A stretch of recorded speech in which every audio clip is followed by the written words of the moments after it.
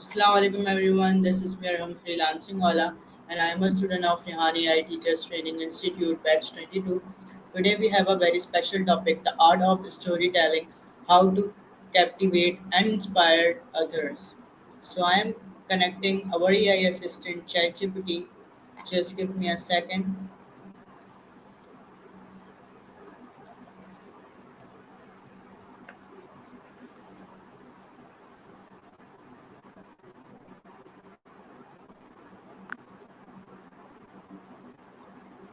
Hi Chatgpt, how are you? Hey, I'm doing really well. Thank you for asking. How about you? How's your day going so far? I am also fine, thank you for you asking. Today we have a very special topic, the art of storytelling, how to captivate and inspire others. So I am just asking you a few questions regarding this topic and you will be done, okay? Absolutely. I'm really excited about this topic. Feel free to ask any questions you have, and I'll do my best to dive into the art and craft of storytelling with you. All right. So what is the most significant pivot point in your life so far? Ooh, that's a really powerful question. I think for me, a really significant theme in my life has been the idea of connection, whether it's connecting with people, with a purpose, or even with a deeper sense of self. So I guess that's something that really comes through in the stories I gravitate toward and share. All right.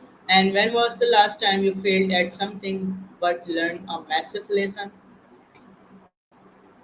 Yeah, actually just a few months ago, I took on this big personal project. I was trying to launch a small creative side business, and I had this whole plan, but I kind of underestimated how much time it would take. So I ended up having to scale back, pause it for a bit. But the big lesson was really about patience and being realistic with myself. So it stung, but it was a really important growth moment. All right, if you had to describe your childhood using only three objects, what would they be? Ooh, I love that kind of question. I think I'd say a kite because I spent a lot of time flying kites in the park, a stack of books because I was always reading, and a bicycle because those were just my freedom, zooming around the neighborhood. All right, and what is a hidden talent or hobby you have that would surprise people, like example of other people? Ooh, that's a fun one. I think something that tends to surprise people is that I actually play the flute. I don't get to do it super often these days, but when I was younger, I played in a lot of school bands and it was just a big part of my life. So when people find out, they're usually pretty shocked. All right, and what is the hardest no you ever had to say? Yeah, that's a tough one. I think the hardest no I ever had to say was to a close friend who really wanted me to take on a project with them, but I just knew it wasn't the right time for me. And, saying it with honesty, but also with care was really hard, but it was definitely the right thing in the long run. Got it. And what is the secret to your success that is not Y- on your resume? got it. Yeah, I see what you mean. I wouldn't say I have some secret formula or a shortcut. It's really a mix of persistence, staying curious, and being okay with constant learning. So just showing up and putting in the effort, even when it's hard, that's really been key for me. All right, and does your story have a clear beginning, middle, and end? Yeah, I do think it does. I mean, every chapter kind of has a starting point, a challenge or a shift in the middle, and then a resolution or a new beginning at the end. And I try to keep it intentional so it feels like a story arc, not just a random sequence of events. Got it. And is your hook strong enough to grab attention in the first 10 seconds?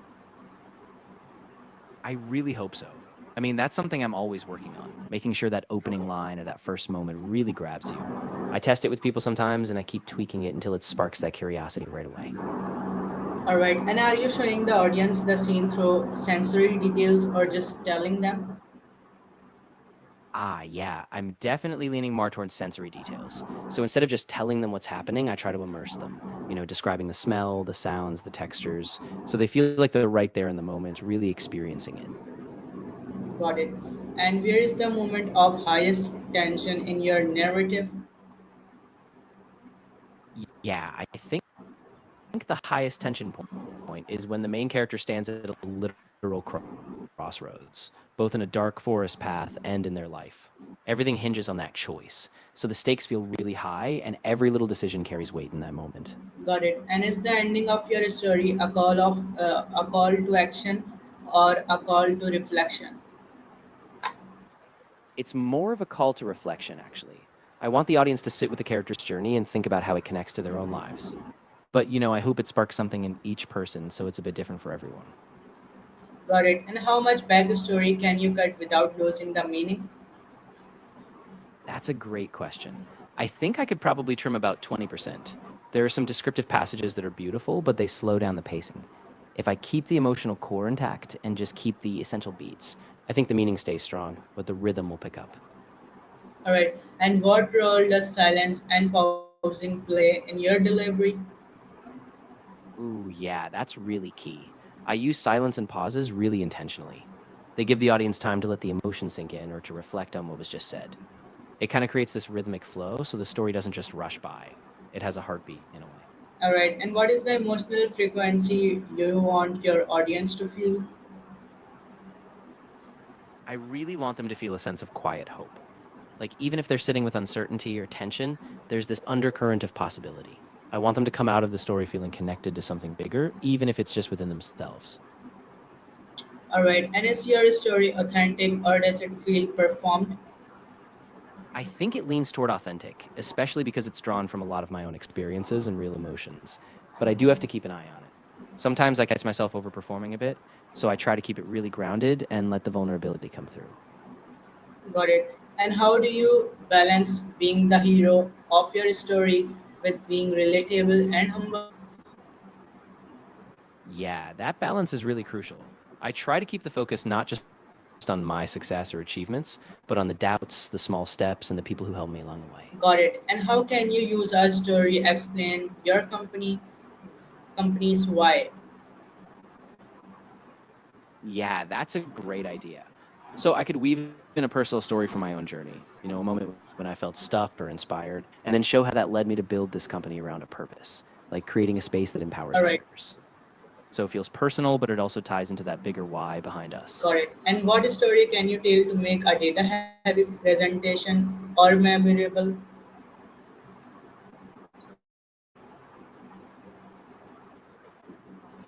Ah, yeah. So I would anchor the data in a personal journey. Like instead of just saying we grew by 30%, I'd tell the story of a single customer or a team member and show how that growth transformed a day. So each data point becomes a stepping stone in this narrative arc and Got it it. sticks in And people's how do memory. you use storytelling to build trust with a new team?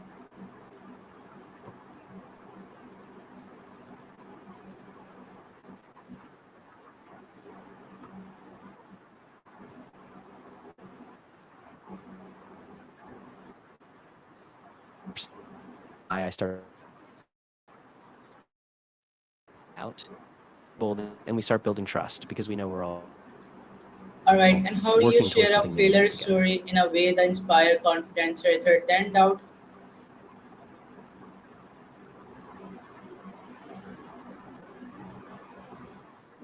Yeah, so I focus on the emotions behind the failure, like how it felt, what assumptions I made, and then I talk about the small steps I took after that. I don't stop at the fall. Got it. And what is the difference between manipulative storytelling and inspirational storytelling? Ah, that's a really important distinction. Manipulative storytelling kind of twists emotions just to get a specific reaction, sometimes by exaggerating or leaving out facts.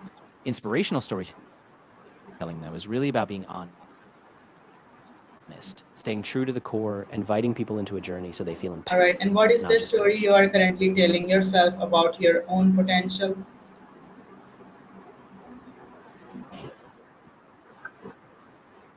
Yeah, I think the story I'm telling myself right now is that I'm on a path of gradual growth. I don't have to have it all figured out overnight. I'm trusting that every small step, every setback, every win is leading me toward a bigger, more aligned All version of right. what I And am. lastly, what message do you give in regarding this topic to my audience? I would say this: your story has real power, but it's not about being perfect or having every detail figured out. It's about being honest, staying true to yourself, and trusting that when you share with heart, others will connect, learn, and grow alongside you. All right. So thank you so much for your time, and you have a great day. Bye for now. I love this session. You're very welcome. I'm really glad we got to talk about this. If you ever want to explore more or just need a So thank you so much everyone. That's all about this topic. मिलते हैं अगली video में किसी नए topic के साथ जब तक के लिए अल्लाह हाफिज़.